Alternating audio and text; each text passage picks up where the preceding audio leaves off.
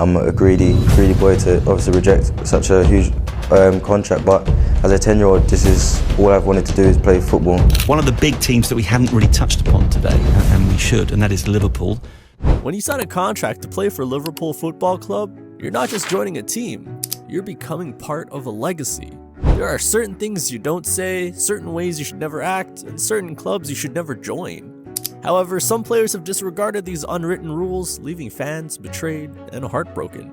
In this video, we'll explore the stories of 5 players who turned their backs on Liverpool in the most shocking ways.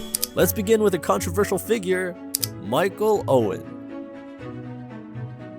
Owen was a true Red, or at least we thought he was. He joined Liverpool when he was just 12 years old, climbing the ranks from the academy and breaking into the first team at 17. His birthday gift? A professional contract from Liverpool, and a testament to the tremendous faith of the manager Roy Evans had in him. Owen went on to win multiple trophies with Liverpool, including the FA Cup and the UEFA Cup in 2001, which earned him the prestigious Ballon d'Or, making him the first Englishman to win the award in 22 years and the last Englishman to do so. The Liverpool fans adored him. Even when he moved to Real Madrid in 2004 and later to Newcastle United, their love for him remained. But what could possibly push Liverpool fans to their breaking point? The last straw was when Michael Owen agreed to move to Manchester United in 2009. It was a shocking move, and fans were outraged by his association with the Red Devils.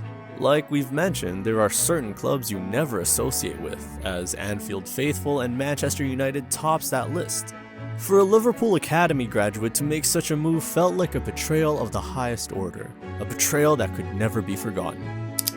Now, let's talk about another shocking departure, Javier Mascherano. Perhaps not the most infamous betrayer, or are we underestimating the depth of his departure? Mascherano joined Liverpool from West Ham in 2007 and quickly became a fan favorite with his solid performances, establishing himself as one of the best midfielders in the world. By 2010, top clubs were already eyeing him, with Barcelona leading the charge, but Liverpool wasn't willing to sell. So, Mascherano forced a move out of the club, refusing to play a game against Manchester City. He had lost faith in the project, especially after the manager Rafael Benítez was sacked the summer before. According to the Argentine, he had an understanding with Liverpool, allowing him to depart should an attractive offer arise. Yet when Barcelona presented their bid, Liverpool's reluctance to let him go compelled Mascherano to resort to drastic measures. Regardless of his explanation, the exit wasn't pretty, and to many Liverpool fans, it left a sour taste for a midfielder they'd praised. After all, the Spanish Giants already had an abundance of talent, and this move could only add to their historic dominance.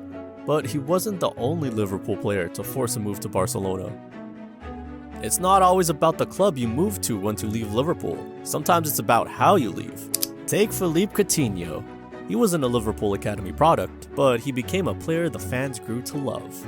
Signed from Inter Milan in 2013, at just 21 years old, Coutinho matured into one of the best players in the world at Liverpool. This undoubtedly made him a target, attracting attention from some of Europe's biggest clubs. In January 2017, he signed a new deal at the club, but this didn't stop Barcelona's pursuit for him the same year. The Catalan club had just lost Neymar to PSG and saw Coutinho as the perfect replacement. Despite Barcelona's staggering £72 million offer and subsequent increased bids, Liverpool remained firm. The message was crystal clear: Coutinho is not for sale. But in truth, Coutinho was determined to leave. Klopp tried to convince the Brazilian to stay, promising moves to Barcelona or other clubs would not be fulfilling, even suggesting that his legacy at Liverpool might one day merit a statue in his honor. But nothing could sway Coutinho. Desperate to leave, he submitted a transfer request, forcing his way out of the club. Coutinho's development at Liverpool was truly monumental, positioning the club to reclaim its former glory. However, his much-desired move proved disappointing as he struggled to find form and was eventually loaned out to Bayern Munich. Perhaps Jurgen Klopp's heartfelt plea to Coutinho remains with him to this day. Stay here and they will build a statue in your honor. Go somewhere else and you'll just be another player. Now let's dive into the story of a player whose departure likely left the deepest scar of all, Fernando Torres. Torres was one of the best strikers Liverpool ever had. He joined the club when he was 23 and quickly dominated in the red of Liverpool. Named in the FIFA Pro World 11 and PFA Team of the Year twice, Torres was also Liverpool Player of the Year in 2008, finishing third in the Ballon d'Or rankings. He was one of the best players in the world, and Liverpool fans were proud to have him. Other teams tried to sign him, with Liverpool rejecting numerous bids from clubs both foreign and domestic, until January 2011. Chelsea submitted a staggering £40 million bid for Torres, a proposal promptly rejected by Liverpool, reflecting their desire to keep their star striker. Yet, the very next day, in a move that sent shockwaves through the fanbase, Torres submitted an official transfer request to leave. This abrupt action not only stunned the club, but also shattered the hearts of countless supporters who had idolized him. Wow, can you imagine the uproar? Forcing a move to one of the club's biggest rivals in the league was unforgivable. Chelsea would end up paying £50 million for Torres, making him the most expensive signing in British football history, and the 6th most expensive signing in world football at the time. Torres' abrupt departure was saddening and left fans heartbroken.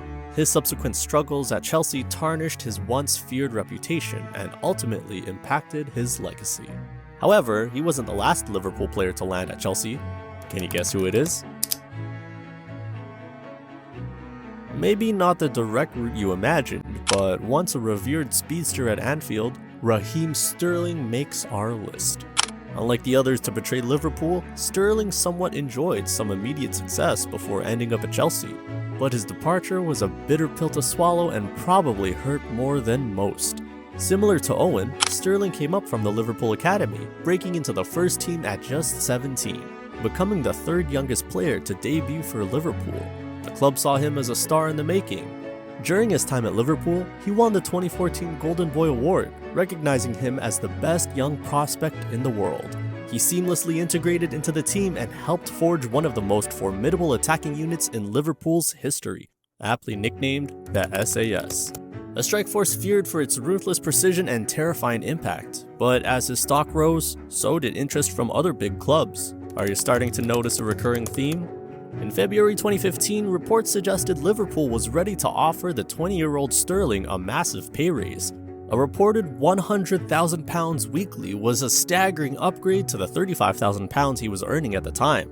Such was Liverpool's desire to keep him, but negotiations broke down, and Sterling confirmed in a BBC interview that he had turned down a new contract. His agent, Eddie Ward, only made things worse, publicly stating that Sterling wouldn't sign for Liverpool, no matter the offer.